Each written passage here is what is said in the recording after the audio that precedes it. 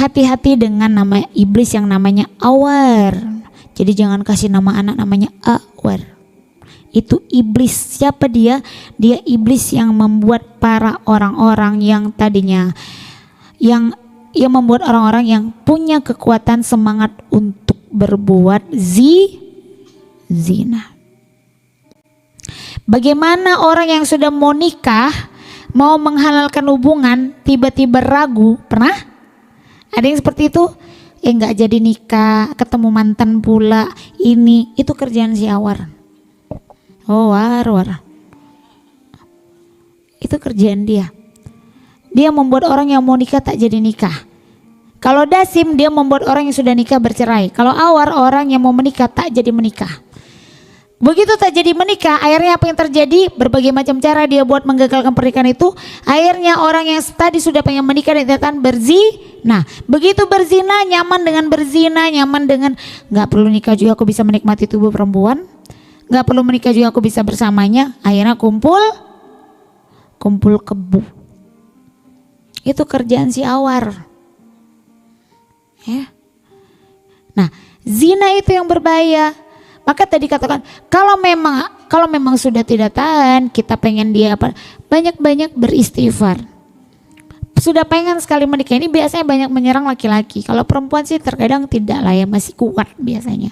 Tapi hati-hati, jangan saking cintanya terkadang kita menyerahkan diri kita. Kak, saya tanya, kakak beli minuman ini ada segelnya kan? Ada nggak segelnya nih? Belum bisa dibuka ya? Berarti masih baru. Dia masih baru, masih steril, masih bersih, masih bersegel. Kira-kira pada saat kita pergi ke sebuah warung, Indomaret, Alfamart atau mana saja, terus kita mau beli minuman, segelnya rusak, mau kita minum ya? Apa yang kita lakukan? Kembalikan, tukar yang segel bagus, yang masih bersegel. Itu minuman, air putih atau apapun, kita mencari yang bersegel. Wahai saudaraku, kakak, adik-adikku, minuman saja itu dicari yang bersegel. Jadi jangan sampai segelmu rusak hanya gara-gara cinta bodoh. Ya, karena laki-laki itu egois. Iya, saya bilang. Dia dengan gampangnya kadang ngerusak anak orang, tapi dia mau cari istri yang masih perawan. Tapi gimana kak, kalau sudah terlanjur? Akankah mungkin saya bisa ngedapetin jodoh yang baik? Mohon maaf banget. Pelacur aja bisa dapat suami baik-baik. Jadi juga jangan menyerah. Asalkan bertaubat. Boleh. Diterima sama Allah, insya Allah. Jangan sampai segelmu lebih murah daripada botol minuman ini. Oke? Ya. Sip, lanjut. Dan janganlah kamu mendekati zina. Dekat aja gak boleh, apalagi melakukan. Dekatnya mana? Zina hati, zina mata. Zina hati itu dari mana? Aku nggak ada sentuhan kok sama dia. Aku pacaran syar'i lu. Mana ada aku salaman sama dia? Mana ada ini? Tapi weweannya yang kamu udah makan, yang udah bobo. Tanya dulu yang ke satu, yang kedua, apa yang ketiga. Saya baru ketemu dengan cowok ganteng. Kukira cupu, ternyata suhu. Paling kuat suara Cece sama Maladas. Kuat Cece nih benar. Iya. Ngobrol sama Ustaz Naen saya bareng kan. Kayaknya polos-polos gitu. Semoga dia nggak nonton. Terus ya Allah, cakep ya. Saya aja perempuan, kata Ustaz Naen, Abi yang laki-laki seneng lo liatnya. Cakep, bersih. Ala opa-opa Korea. Cakep. Kukira cupu. Kata suhu. Pada saat ngobrol sama saya cerita, beliau duda. Saya cerita, punya pacar gak? Saya bilang, punya kak. Berapa? 4. Hah? Saya bilang 4. Iya. Terus yang mana mau dinikahi? Belum tahu kak. Ya Allah ya Rabbi. Belum tahu iya. Keluarlah ayat-ayat cinta saya kan. Ada kedek. Demi Allah begini. Ya nangis saya bilang. Terus pas saya bahas tentang anak gini-gini. Mau gak Allah ampuni saya kak? Oh mau, siapa bilang gak mau? Mau lah. Pasti mau. Syaratnya apa? Putusin lah semua pacarnya. Malam itu juga putus 4 cowok cewek. Kemarin teleponan sama suami saya lama. Terus pas udah telepon saya WA. Gimana? Saya bilang iman masih aman kak katanya. Ya, 4 loh. Bayangkan, langsung Kak Tika di sebelah bunyi. Kukira cupu, ternyata suhu katanya. Kayaknya hati-hati. Yang keberapa dulu? Yang ke-1, yang kedua, yang ketiga, yang keempat. Gitu. Nah, pada saat hari besoknya lebih lucu. Besok paginya, kak udah aku putusin semuanya. Keren. 2 hari kemudian saya pas mau pulang ngobrol. Kak, apa? 1 lagi kak, barusan saya putusin. Berapa? Saya bilang, lupa saya kak, ada 1 lagi ternyata katanya. Sakit pala aku. Boleh sih dia ngomong itu, syukur ganteng pulang. Nah, jadi gitu, hati-hati. Zina mata. Jadi kalau memang sudah punya rasa dan sudah pantas, gak apa-apa mau menikah silahkan. Tapi kalau saran saya, punya karya dulu sayang. Kamu perempuan jangan menikah asal menikah.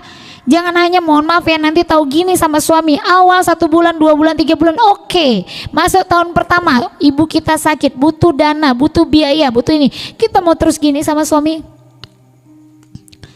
Kalau dapat suami yang baik, soleh, sayang sama istri dan mertua, it's okay. Tapi kalau dapat suami yang gak begitu, habis duit aku sama mak kau aja aku ada gak yang mau aku beli. Makku perlu gak ini ya, itu yang banyak terjadi. Jadi jangan jadi perempuan yang cuman, mohon maaf ya, saya kurang setuju. Oh boleh jadi ibu rumah, iya jadi ibu rumah tangga dari rumah bisa, usaha online shop dari rumah, usaha kecil-kecilan boleh, nggak masalah, gitu, ya. Nah jadi jangan hanya sekedar takut berzina, tapi terus memaksa nikah, takut dengan zina memaksa nikah di kondisi belum siap. Jadi caranya apa? Berpuasalah, menahan dirilah. Putuskan, bilang sama dia kalau memang serius bang, ya udah izinkan kita yang berjuang juga untuk bisa cari rezeki, gitu. Ya, kalau masih belum punya anak aman sayang, gaji 1,5 juta tuh masih aman, gaji 2 juta masih aman. Kalau belum punya anak, begitu punya anak masuk sekolah anak udah 2 juta, PAUD ya sekarang ini 2 juta, oke? Masuk sekolah anak, buat uang sekolahnya paling murah mungkin 200-300. Belum untuk uang makan, anggaplah 20.000 sehari, 600.000, udah 900.000. Terus uang bensin. Belum lagi kalau rumah sendiri oke. Kalau rumah ngontrak, kalau anak tiba-tiba sakit, kalau ini, itu yang harus dipikirkan. Ya, jadi harus bisa punya karya. Saya nggak bilang harus bekerja, tapi harus punya karya untuk bisa mendapatkan rezeki. Oke, next selanjutnya. Jauhlah zina karena di dalam zina ada 4 perkara. Pertama, menghilangkan kewibawaan.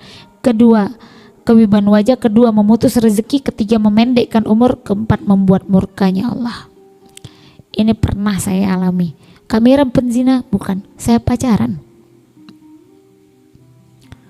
Pacaran ya paling tidak gandengan tangan, betul? Kadang perempuan ini satu gak, kata gak natarup, nyebrang tak digandeng manyun. Iya, biarkan aku nyebrang seorang, bukan gandengnya, minimal tarik ke baju nih. Satu gak perempuan suka mancing kan? Nah, gitu. Jadi pertama adalah menghilangkan kewibawaan wajah. Benar, kewibawaan itu akan hilang. Kalau orang yang berzina tuh wibawanya hilang, aura wajahnya tuh beda, gelap. Gelap itu maksudnya apa enggak? Keceriaannya tuh berbeda banget. Kenapa? Ditutupi sama Allah. Kemudian yang kedua adalah memutus pintu rezeki.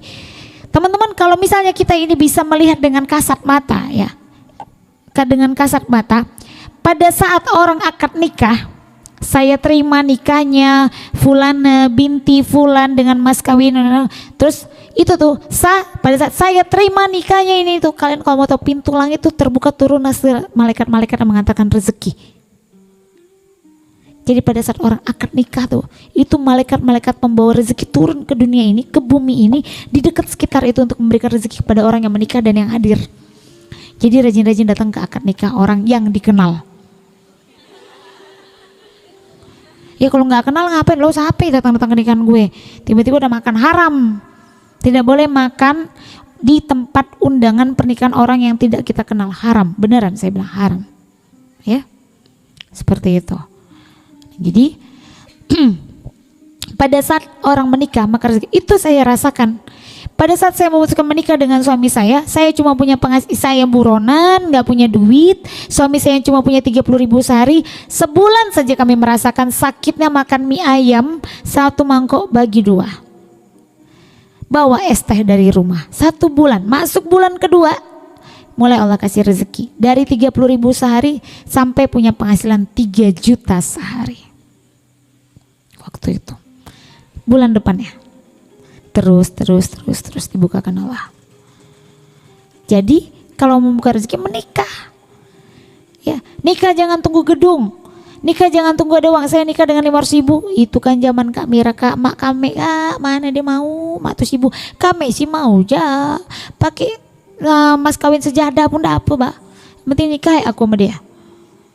Mak kami nak mau kak, maunya kami S1 loh, maunya kami ini laki kami calon kami ini S1 gak punya duit, minta uang asap, karena kan tuh biasanya ada 3 hari tuh, ada taruh, ada ini, ada itu, ada uang tak apa banyak jangan. Waktu itu Umi saya cuma bilang, ya udah kalau Ayan mau nikah berapa yang Ayan punya silakan, Umi terima. Nikahlah saya dengan sebuah cincin yang bekas pula tuh, apa-apa gitu ya. Oke. Nah, jauhi zina karena akan memendekkan umur. Waktu itu saya diponis apa, Mirani Mulisa itu umurnya nggak sampai 6 bulan lagi. Kalau nanti nggak bisa punya anak nanti anaknya cacat. Lahirlah Rafa Mandira Pratama Syakura Alia Rizkia Putri Arsya Ibrahim Khalid Al-Fatih sempurna tanpa cacat. Saya diponis 6 bulan lagi umur saya, itu tahun 2009 bulan 9. Ini 2023 loh. Dibilang 6 bulan kemudian saya meninggal. 2023, bentar lagi bulan depan 2024 kan. Kemudian apa? Membuat murkanya Allah. Iyalah, banyak sekali kemurkaan Allah yang saya rasakan.